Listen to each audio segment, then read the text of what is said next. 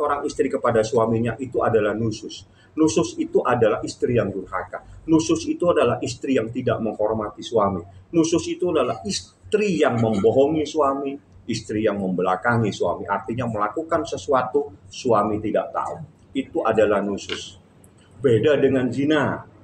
Beda jauh langit dan bumi. Jadi jangan dicampur adukan, berarti tidak paham tentang hukum Islam, tidak paham makna. Seorang istri tidak boleh berduaan dengan laki-laki yang bukan muhrimnya. Itu adalah syariat Islam. Itu syariat agama kami. Hormati syariat agama Islam saya. Tolong hormati pemahaman tentang seorang istri tidak boleh berduaan dengan laki-laki yang bukan muhrimnya, dan itu hukumnya haram. Dan itu bentuk dari perselingkuhan. Itu bentuk orang yang tidak menghormati suaminya. Bentuk orang yang mengkhianati suaminya, itu adalah nusus. Semua kategori ini pada akhirnya adalah istri yang durhaka kepada suami. Itu supaya clear. Oke Bang, tadi kan Abang sempat bilang bahwa pembuktian Bang tentang yang HIV sendiri Bang. Bagaimana sih Bang? Mungkin banyak spekulasi di luar itu, juga banyak komentar di luar itu, kok bisa seorang yang bukan ahli memutuskan, dan itu ada di putusan sendiri bahwa memang ada penyakit yang diidap oleh. Anda pernah baca putusannya? Belum. Baca dulu baru tanya. Oke?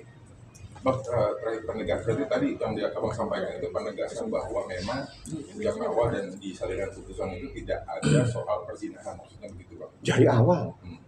Yang ada itu pengkhianatan seorang istri kepada suaminya. Adanya perselingkuhan itu adalah bagian dari pengkhianatan. Sehingga di dalam hukum Islam itu dikatakan nusus. Nusus itu diterjemahkan di dalam bahasa Indonesia adalah istri yang durhaka. Ya, terbukti istri dan durhaka. Apa perbuatan-perbuatan istri yang durhaka? Istri yang berbohong kepada suami, istri yang mengkhianati suami, istri yang melakukan perbuatan-perbuatan suaminya tidak tahu. Itu adalah nusus. Sehingga begitu disimpulkan, dipertimbangkan, terjadi nusus, artinya terjadi istri yang durhaka. Ini adalah pertimbangan hakim. Hormati pertimbangan ini, karena yang memutuskan itu adalah majelis hakim yang menyatakan terbukti istri durhaka kepada suaminya, seperti itu. Artinya mungkin nggak sih Bang, artinya kan mungkin dari Paula sendiri merasa nama baiknya udah inilah gitu. Artinya mungkin dari Baim sendiri bisa menetralisir keadaan ini semua Bang. Baim kan sudah ngomong, jadi ini semua biar clear ya. Tanggal 30 Oktober saya adalah saksi hidup. Di situ terjadi namanya mediasi. Jadi pada saat mediasi saya minta kepada Baim supaya bisa meminta saya melalui hakim mediator supaya saya keluar. Sehingga terjadilah perbincangan antara Baim, hakim mediator, dan termohon. Di situ disepakati, masalah ini kita selesaikan secara baik-baik. Tidak perlu kita saling membuktikan hal-hal lain. Kalau memang cerai ya kita cerai, kita atur bagaimana anak-anak yang terbaik. Tapi itu tidak terrealisasi sehingga dia minta waktu 1 minggu. Setelah 1 minggu dia tidak datang dalam persidangan berikutnya, sehingga hakim mediator menyatakan deadlock atau mediasi gagal. Artinya kesempatan masalah ini untuk diselesaikan secara baik-baik itu sudah dilakukan dan sudah disampaikan oleh pemohon Baim Wong pada tanggal 30 Oktober, dan itu tidak direspon dan tidak ditanggapi, sehingga kalau ini tetap bergulir maka bukti-bukti ini semua akan ada di persidangan. Nah, bukti-bukti itulah yang ada di persidangan, termasuk rekaman itu diputar di dalam persidangan semuanya. Dan semua itu ada.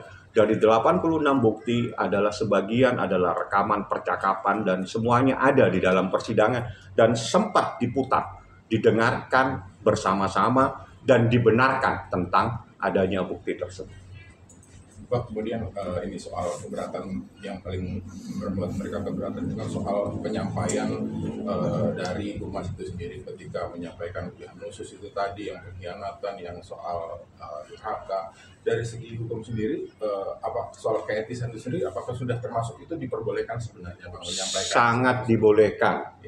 Baca peraturan, baca surat keputusan Ketua Mahkamah Agung 144 tahun 2007. Di dalam pasal 6, seingat saya, itu mengatur tentang perkara-perkara yang menjadi atensi publik ya. Jadi menjadi sorotan masyarakat, sehingga itu boleh disampaikan putusan tersebut atas persetujuan ketua pengadilan masing-masing. Walaupun putusannya belum ingkar, boleh disampaikan. Ada beberapa ketentuan, yakni tentang dalam perkara cerai yang tidak boleh disampaikan itu pihaknya. Jadi pihaknya misalnya namanya si A, itu tidak boleh, coba tinggal pemohon, termohon. Pemohon dan termohon di Pengadilan Agama Jakarta Selatan pada Oktober saja jumlahnya 3.400, mungkin Desember sudah 5.000. Kalau yang mengajukan pihak suami namanya pemohon, istrinya namanya termohon. Banyaknya pemohon dan termohon tersebut, artinya apa yang disampaikan itu sudah sesuai dengan surat keputusan Ketua Mahkamah Agung 144/2007, di mana mengatur dan membenarkan, bahkan diharuskan disampaikan terhadap perkara-perkara yang menjadi perhatian masyarakat di dalam pasal 6. Nah, ini perkara menjadi perhatian masyarakat. Sejak Oktober sudah teman-teman wartawan meliput. Setelah itu setiap hari Rabu sidang teman-teman wartawan ada mengikuti. Bahkan Anda dibukakan ruangan, disilakan Anda masuk, Anda sempat berfoto, melihat hakim semua, setelah itu Anda disuruh keluar. Artinya perkara itu memenuhi syarat sebagai perkara yang memang menjadi perhatian masyarakat dan itu harus disampaikan. Ingat, yang disampaikan adalah pihak pemohon dan termohon. Apa yang disampaikan itu pasti pertanyaannya, apa yang terjadi? Terbukti adanya nusus. Pasti orang bertanya, nusus itu apa? Nusus itu kalau diterjemahkan dalam bahasa Indonesia, dimaknai dalam bahasa Indonesia adalah istri durhaka. Itu yang disampaikan. Nusus itu apa? Istri yang membangkang kepada suami. Nusus itu apa? Istri yang mengkhianati suaminya. Nusus itu apa? Istri yang durhaka kepada suaminya. Apa yang disampaikan oleh Humas itu memang ada dalam putusan. Kalau Anda keberatan, ya keberatannya Anda dengan banding. Tapi itu putusan ada, kecuali tidak ada dalam putusan ini. Humas menyampaikan, berarti Humas mengarang informasi tersebut. Oke? Karena itu ada semua. Jadi kalau ada, ya udah itu yang benar dan itu yang disampaikan. Dia tidak mengarang.